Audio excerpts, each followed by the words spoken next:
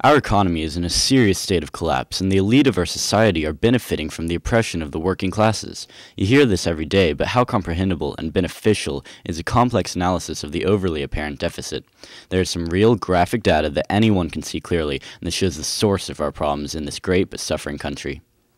First off, from 1947 to about the mid-1970s, the productivity of workers in America has increased and was rewarded with a proportional increase in wages.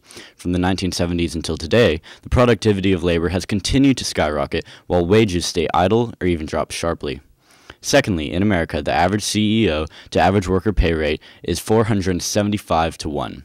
This means that for every $1 the average worker is paid, the average CEO makes $475. In other countries around the world with a variety of governmental systems, this ratio ranges from 10 to 50 per 1. In addition to being paid drastically more, the highest earning households are also paying less and less taxes. When the Great Depression ended, the top 400 households faced a 90% federal income tax rate. Now it is barely 16%, and we find ourselves in yet another recession. This is the point where the red flag should be going off in your head.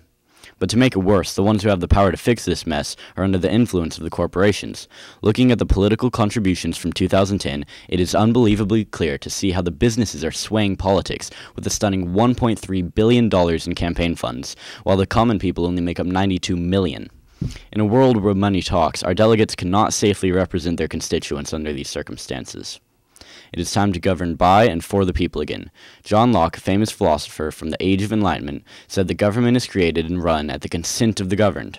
But with dramatic problems and simple but ignored solutions, the governed cannot and do not consent.